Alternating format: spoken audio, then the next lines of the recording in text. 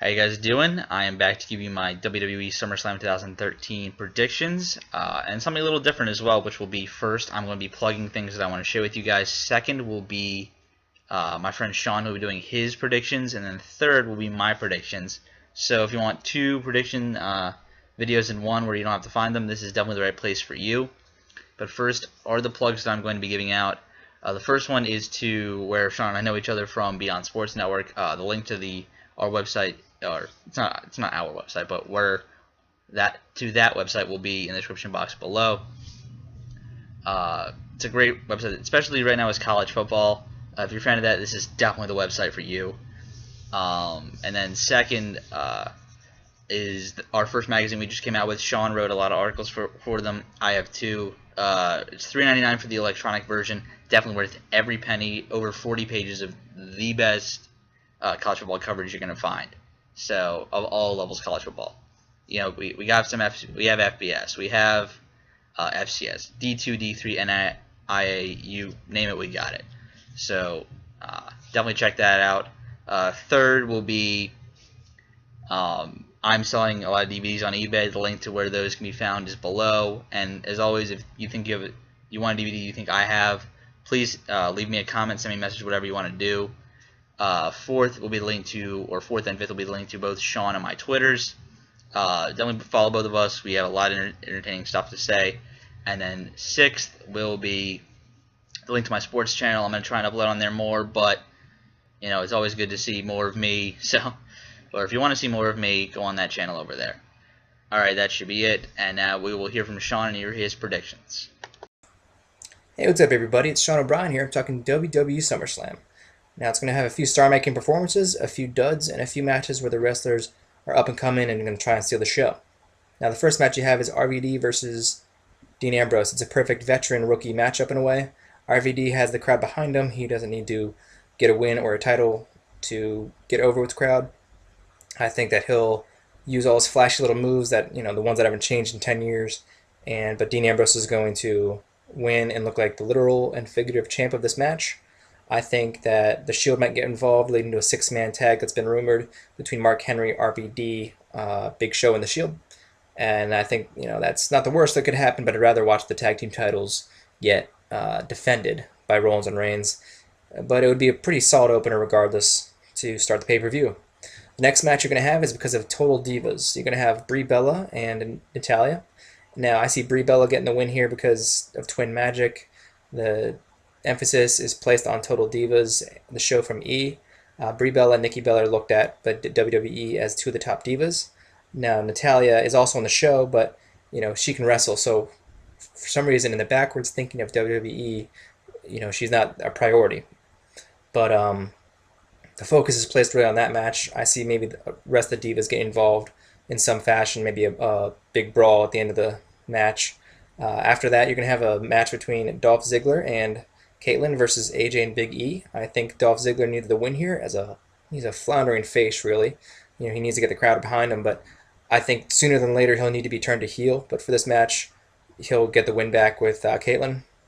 I'd rather watch him and Big E in a singles match, and then AJ in a triple threat for the Divas title with Caitlyn and Layla. But you can't get everything you want. So I guess I'll suffer through this probably likely 6 to 8 minute match and see where it goes. Following that match, you're going to have Kane versus Bray Wyatt. It's going to be a Ring of Fire match. I think Kane is another veteran talent looking to put over younger talent. So he might need to take a few months off after this, after a loss. It's not going to be, it'll be more of a gimmick than anything actually, you know, substantial. It's not going to go for more than, you know, maybe 10 minutes to tease the foreplay with the fire, whatever. I think that Bray Wyatt really needs to win here, coming out, you know, debuting last month, and he's going to look like a star after this. And likely, they said it's been rumored that the Wyatt family is going to kind of get part of the Shield's push and be headed for bigger and better things following this pay-per-view. After that, you're going to have Cody Rhodes versus Damian Sandow. Sandow's the Money in the Bank winner, although that's not on the line in this match. I think that he'll lose. Rhodes will get the win. Lately, Rhodes has been looking like a sore sport for losing fair and square at Money in the Bank. You know, your friend pushed you off a ladder, big deal, get over it. But I like Rhodes as a performer, and I think he'll get the win here. I think this will lead to Damian Sandow, wanting vengeance and possibly cashing in later in the show. I think that the next match after that is going to be Alberto Del Rio and Christian. And Alberto Del Rio has been nothing short of a failure as not even just as a champion, but also as a main eventer in WWE. The WWE consistently puts their eggs in the basket with him, and it's World Heavyweight Championship, WWE title. He just can't seem to catch on with the crowd. He's got kind of like that cheap heat, X-Pac heat. People compare him to JBL, but JBL is more of had more abilities in the ring and on the mic. He could get the crowd in the palm of his hand and do really, really solid heel promos. Now, Alberto Del Rio gives you these bland, blase, boring ones, and he really doesn't, I don't think he offers a lot. So I think I see Christian getting the win here, and you might see Damian Sandow coming in and cashing in the Money in the Bank on Christian. This would set up a great feud between the two. I think they're on an equal footing, and it would just be fun to watch another veteran and a young guy. Even though Sandow's, in his 30s, he's still, in WWE's terms, a young guy. And after that, you're going to have Punk versus Brock Lesnar. I think CM Punk has been looking better with Brock Lesnar and Paul Heyman especially. We knew they were going to be great in the mic, but now they've actually upped the level with Heyman and Punk lately on Raw. Brock Lesnar even had the funniest line of the whole feud when he said, say something stupid, Paul." I thought that was pretty hilarious, just because it came out of nowhere, really. But it pretty much sums up Brock Lesnar. He's more of an action, less of a speaking kind of guy. He brutalizes people. He's big. He's the beast. He's dominant. And I think he'll come out the winner here because Punk, as valiant as he is, rumors are that Brock Lesnar won't be back to fight Punk until next WrestleMania, which is next year in New Orleans in April. So I see that Punk would be losing here, and he'd kind of stew on it a little bit, and by the time next year rolls around, he'd be ready to go and get his win back. Brock will be going into hibernation after this, according to sources. Following that match, the main event of the night, you're going to have Daniel Bryan taking on John Cena for the WWE title. I think Daniel Bryan is a heck of a talent. He's really caught on.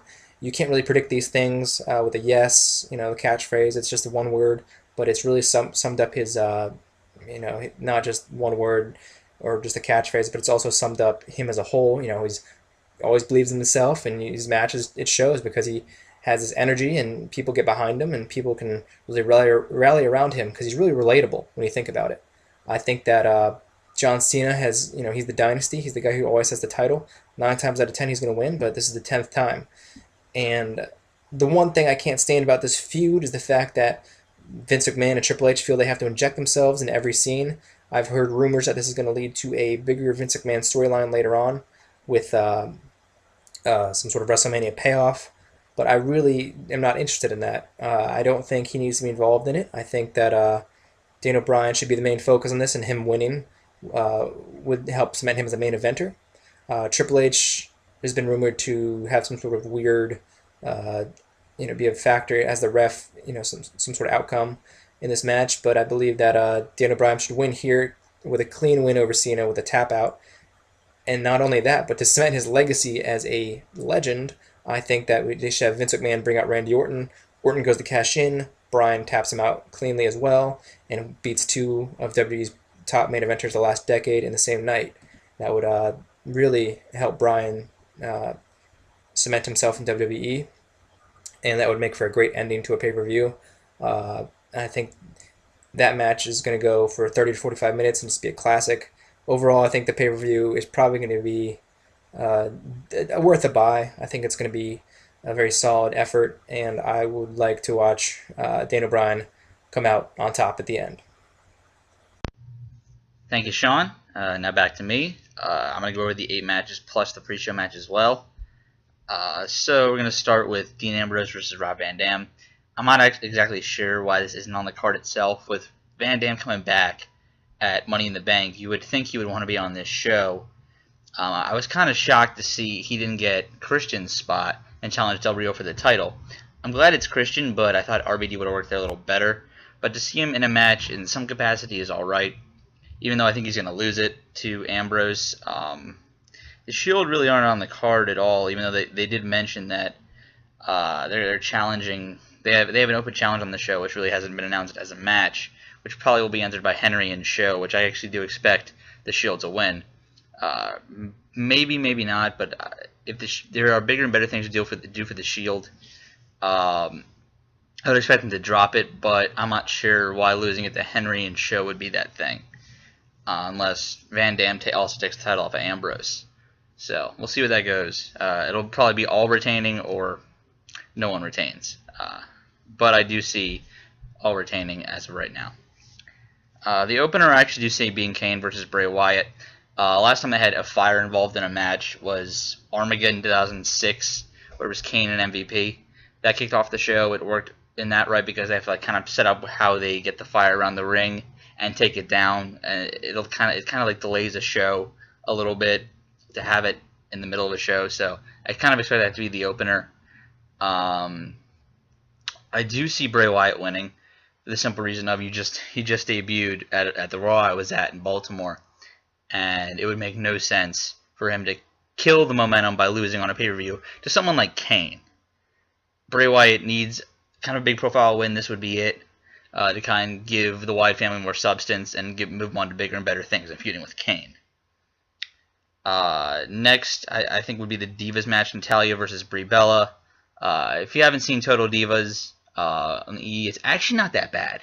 I'm a big fan of not a reality television, but just well-produced television, and I think it's well-produced. If you're into this kind of thing, they make it very important. They make everyone seem, like stars. So that's all we really can ask out of a show like that. And they want to bring some attention to it. So I do see Brie Bella winning this match. There isn't a real benefit to either one winning. I just think the Bellas are bigger stars in WWE, so that's why they're going to get the win. And they have a better part on Total Divas because they're dating the two wrestlers in the main event of the show. Individually. So then also, I think next up would be Sandow and Rhodes, due to the fact that they could tease a cash-in earlier in the night.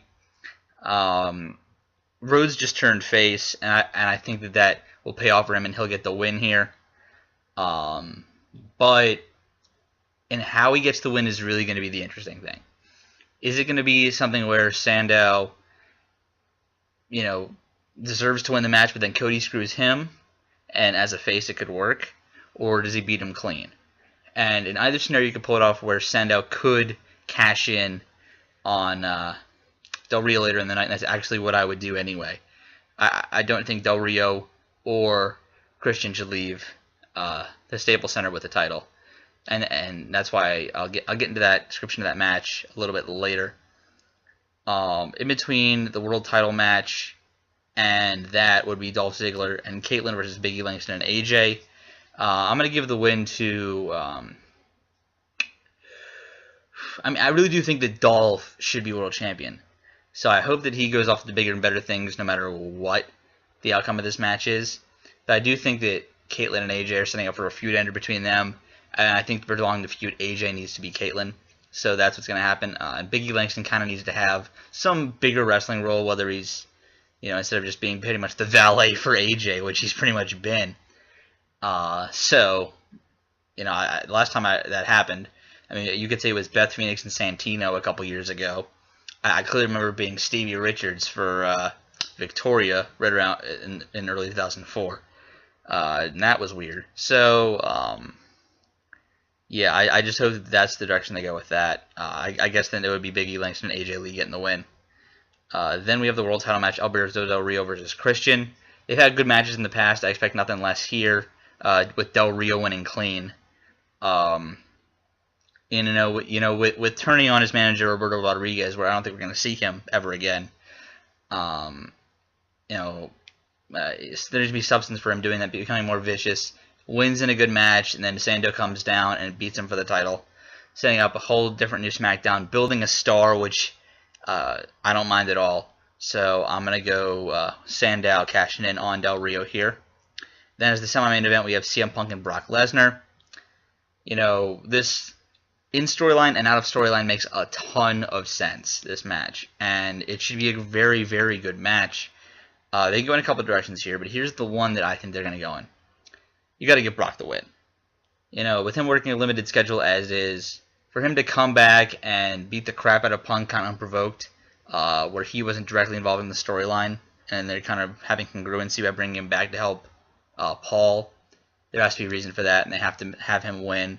Maybe Punk getting revenge at some point, or something. I mean, if he's not going to come back for a long time, I would get the money to kind of have the feud ender kind of around Survivor Series, to have Brock have a different feud going into Mania, and Punk probably win that. But if that's not what happens, either way, I think Brock should get the victory. Maybe with Heyman kind of screwing Punk in a way, maybe Punk and feud with Curtis Axel, and then he can give him a little bit of a rub, take the IC title off of him, and then drop it back once Brock gets back, something like that. And then we get the main event, and what everybody's really looking forward to, of Cena versus Daniel Bryan. No matter whether it's Orton or Bryan leaving with the title, Cena will not leave SummerSlam with the title. His elbow that he made fun of looks like a football. He really does need work done on that. So I expect him to drop it here. He's had a nice reign.